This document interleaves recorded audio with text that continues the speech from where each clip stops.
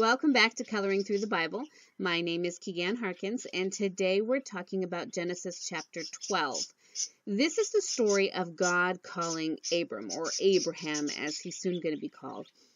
It tells about the faith that it took for Abraham and Sarah to follow God into an unfamiliar and hostile land.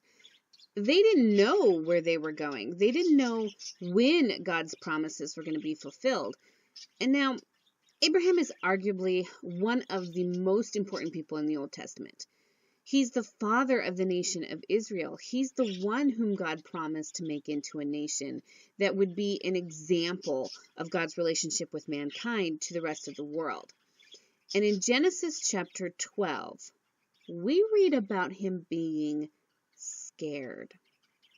And I don't know if anybody can identify with being scared when we don't know what's going on. Maybe I'm the only one. But we read how he and Sarah are heading to Egypt because there's a famine. And Abraham tells Sarah, tell people that you're my sister because she's so beautiful that he's afraid people will kill him in order to get to her. Now, these two people are pillars of faith.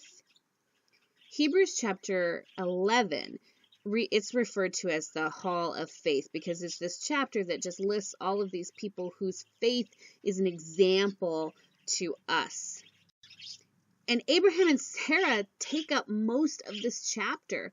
Their faith led them to follow when they didn't know where they were going, when they couldn't even see what God's plan was, when they had to wait so long for God's promises to be revealed. And yet, we read today that even these giants of faith had moments of weakness.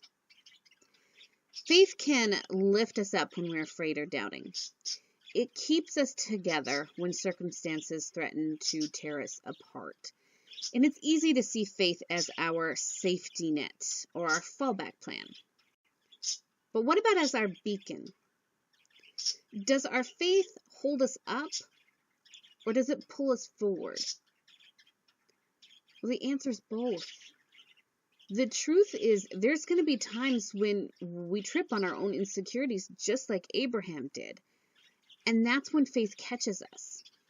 And then there's times when we have to move out of our comfort zones, just like Abraham and Sarah did.